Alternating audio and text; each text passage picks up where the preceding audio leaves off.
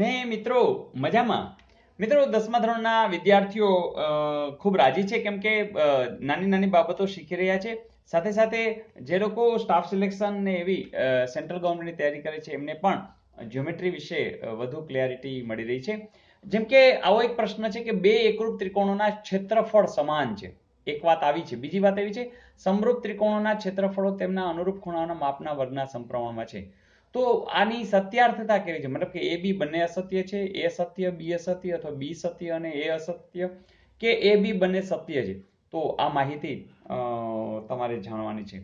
મિત્રો તમને ખબર છે બે એકરૂપ ત્રિકોણોના ક્ષેત્રફળ સમાન હોય ને હોય, કારણ કે એકરૂપ, બધું એકરૂપ, એના ખૂણા એકરૂપ, એના બાજુઓ એકરૂપ, તો ક્ષેત્રફળ સમાન હોય, મતલબ કે એ છે એ સત્ય છે. બીજું, સમરૂપ ત્રિકોણના ક્ષેત્રફળો તેમના અનુરૂપ ખૂણાઓના માપના વર્ગના તો અનુરૂપ ખૂણા ન હોય, અહીંયા ભૂલ છે, અનુરૂપ બાજુઓ.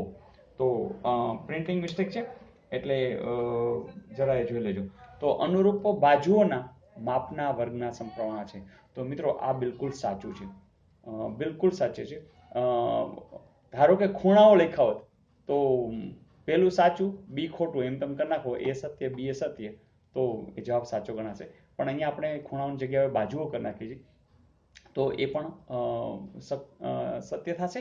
કારણ કે તમને ખબર છે કે જ્યારે તમે બે ત્રિકોણ લ્યો છો અને એ સમરૂપ હોય છે, ત્યારે એના ક્ષેત્રફળની વાત કરી ત્યારે જે એની અનુરૂપ બાજુઓ છે, આની સાથે આ, આની સાથે આ, તો એના વર્ગના સમપ્રમાણમાં, એટલે કે આનો વર્ગ લ્યો, આનો વર્ગ લ્યો, એનો ગુણોત્તર લ્યો, આનો વર્ગ લ્યો, આનો વર્ગ લ્યો, એનો ગુણોત્તર લ્યો, આનો વર્ગ લ્યો, આનો વર્ગ લ્યો, એનો ગુણોત્તર લ્યો, એ હંમેશા સમાન મળતા હોય છે.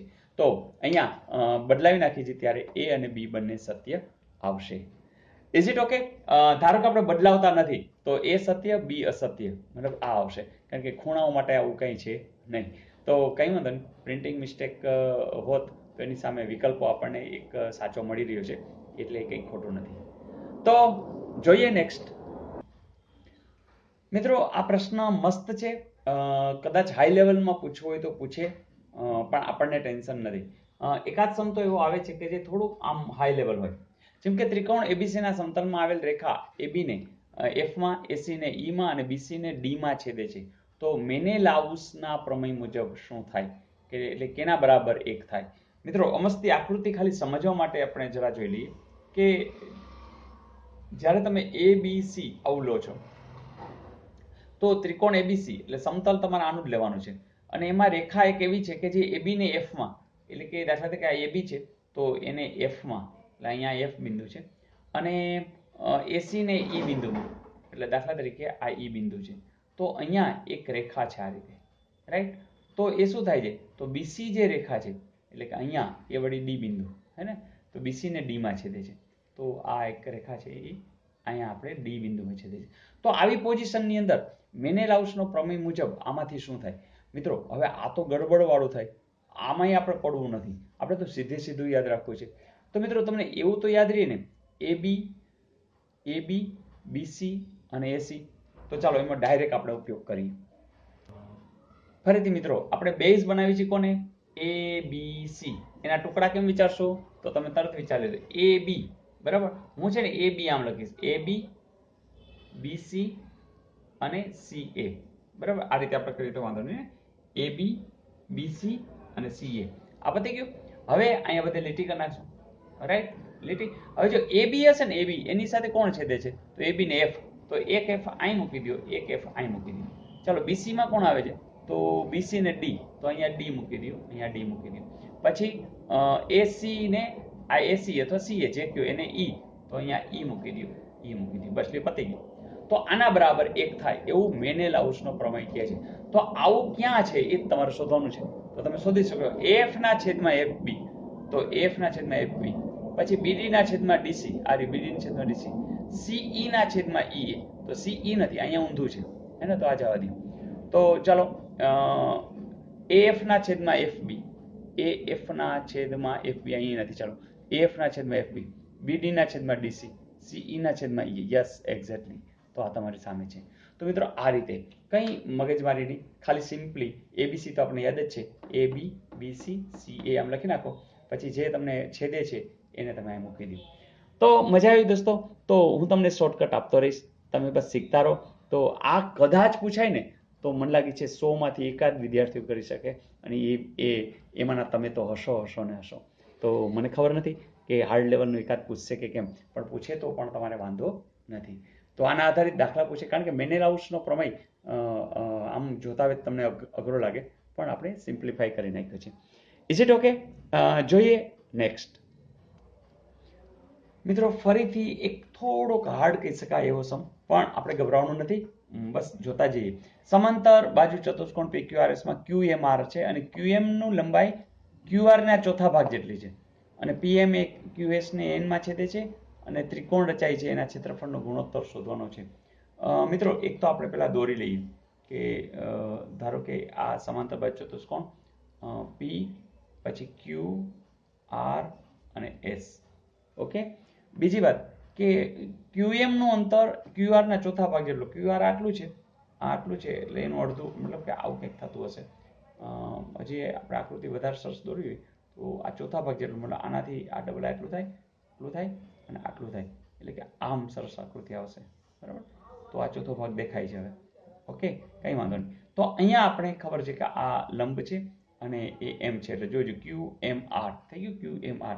અને QM નું અંતર છે ને આ QR ના ચોથા ભાગ જેટલું છે, અથવા તો 4 QM કરો ને તો QR મળે. આવા 4 કરી નાખો ને તો QR મળે. મતલબ કે જો આ 1 હોય તો આખું કેટલું હશે? 4 હશે. ઓકે. જો આટલું 1 છે તો આટલું કેટલું હશે? 4. જો આ 4 હશે તો આ પણ 4 હશે. ઓકે. બીજી વાત, PM એ QS ને n માં, PM આ PM QS એટલે અહીંયા n આવે છે. ઓકે. તો ત્રિકોણ ક્યાં લીધા છે? ત્રિકોણ PNS. તો PNS ત્રિકોણ કયો થયો? આ થયો PNS. બરાબર, PNS. અને MNQ, ચલો MNQ એટલે આ ત્રિકોણ. તો એના ક્ષેત્રફળ, એટલે કે જો આમ દેખાય જ છે કે આનાથી 4 ગણું આ દેખાય, પણ અહીંયા ક્ષેત્રફળની વાતમાં એવું નહીં થતું હોય, કારણ કે ક્ષેત્રફળનો ગુણોત્તર એટલે શું તમને ખબર છે કે આનો વર્ગ લેવાનો. તો આનો વર્ગ કેટલો થાય? આનો વર્ગ કેટલો થાય? તો પહેલા કોણ લેવાનું છે? તો કે PNS, એટલે કે આ લેવાનું છે PNS. તો આપણે આનો વર્ગ કરો તો 4 નો વર્ગ, અને એના જેવું અહીંયા કોણ આવશે? આ આવશે. તો આ ત્રિકોણનો 1 નો વર્ગ એટલે 4 નો વર્ગ, 1 નો વર્ગ. તો બસ કામ પતી ગયું. 4 નો વર્ગ કેટલો થાય? તો તમે કહેશો 16. 1 નો વર્ગ કેટલો થાય? 1. 16 જેમ 1 છે. યસ છે. તો તમને ખ્યાલ જ છે કે ક્ષેત્રફળની અંદર આ બંને સમરૂપ ત્રિકોણો છે, તો બાજુઓના વર્ગના સમપ્રમાણમાં થશે. તો પહેલા જે લેવાનું છે એ લ્યો, પછી લેવાનું છે આ લ્યો. તો એ પ્રમાણે ક્રમ બદલાય. ધારો કે પહેલા આ આપ્યો હોત ને પછી આપ્યો હોત તો 1:16 એવો જવાબ આવે. તો મિત્રો મજા આવી. તો આ પ્રમાણમાં જે કહેવાય કે અતિ અઘરું પૂછવું છે તો બસ આવું પૂછશે. નહીં પૂછે પણ ધારો કે પૂછે તોય શું, આપણા વિદ્યાર્થીઓને આવડવું જોઈએ. તો એની સહેલા પણ લીધા, અઘરા પણ લીધા, અને એક છેલ્લે હોમવર્ક આપી દઈ. ફરી પાછું નવું ચેપ્ટર આપણે સ્ટાર્ટ કરી લેશું. આગલા પણ ઘણા બધા વિડીયોઝ આના મૂકેલા જ છે. ગયા વર્ષે આ જ ચેપ્ટરના ઘણા બધા વિડીયો મૂક્યા છે, જોઈ લેશો. જોઈએ આજનું હોમવર્ક. મિત્રો હોમવર્કમાં આવું આપ્યું છે કે બે ત્રિકોણોના શિરોબિંદુઓ વચ્ચેની કોઈ સંગતતા માટે જો અનુરૂપ ખૂણાઓની બે જોડના ખૂણાઓ એકરૂપ હોય, જો બાજુની વાત નથી કરી, તો તે સંગતતા એકરૂપતા હોય, સમરૂપતા હોય કે કંઈ કહી શકાય નહીં કે બંને હોય. તો મને ખાતરી છે આનો જવાબ તમે જરૂરથી લખશો. અને હા, આપણે લાસ્ટ આપેલું હોમવર્ક પણ જોઈ લઈએ.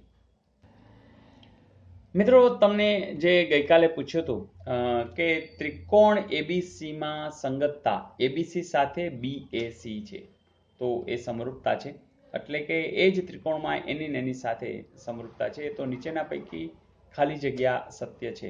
મિત્રો કંઈ ન સમજાય તો મેં તમને વાત કરી હતી એમ કે તમે પહેલા એ જે સમરૂપતા જે આપી છે એને લખો ખાલી, કે એ બી સી એની સાથે કોણ? તો કે બીએસી. બસ આટલી જ વસ્તુ મહત્વની છે. આની સમરૂપતા, આ સંબંધની સમરૂપતા આપી છે. મતલબ કે પહેલા સાથે પહેલું, બીજા સાથે બીજું, ત્રીજા સાથે ત્રીજું. એ બી બાજુ લ્યો તો બી એ બાજુ લ્યો, બીસી બાજુ લ્યો તો એસી લ્યો, અને એસી લ્યો અહીંથી અહીં સુધી લ્યો તો બીસી લ્યો. તો આવી કંઈક વાત છે. બીજી તો કંઈ વાત છે ને. ખૂણાઓ એકરૂપ હશે, બાજુઓના માપ સમપ્રમાણમાં હશે, પણ અહીંયા ખાલી ખૂણાની જ વાત કરી છે. તો સીધું જ પકડો. ચાલો બી એટલે અહીંયા છે, તો અહીંયા વચ્ચે છે, તો અહીંયા બી આરે એ આવે, એટલે આ તો જવા દે, એટલે આની આ નથી વાત. સી સાથે એ આવે, ચાલો સી ક્યાં? તો કે આ રહ્યો સી, તો સી સાથે તો સી છે, એટલે અહીં જવા દે. પછી એ બી ને સી ત્રણેય એકરૂપ છે? ના ના, એવું તો હોય જ નહીં, કારણ કે આમાં એવું નથી સંદર્ભ. હા, એ સાથે આમ તો આ જ આવશે, એ સાથે. ચાલો, એ સાથે કોણ છે? તો કે બી. હા, યસ. તો મિત્રો, આવું કંઈ કે જે તમે જાણો છો એનો સીધે સીધો ઉપયોગ, અને આમાં કંઈ કશું નવું આવી શકતું નથી. તો મિત્રો, હજુ આપણી પાસે પૂરતો સમય છે. બસ ખાલી બેઠા બેઠા વિડીયો જોયા કરો અને આત્મસાત કર્યા કરો. ન સમજાય તો કોમેન્ટ્સમાં મોકલ્યા કરો. અને હા, કેટલા વિદ્યાર્થીઓ ગણિતથી ગભરાયેલા હતા, તો એને જરા જાણ કરતા રહેજો. હજી પૂરતો સમય છે, તો વિડીયો જોવાની તો મજા આવે. કલાક, 2 કલાક, 3 કલાક, 4 કલાક બેઠા બેઠા જોયા કરો, ચાની ચુસ્કી લીધા કરતા. ચાની ચુસ્કી લ્યો, નાસ્તો કરો, અને હવે તો તમે મોબાઈલને તમે ટીવી સાથે પણ કનેક્ટ કરી શકો છો. તો બધા સાથે બેસીને જુઓ.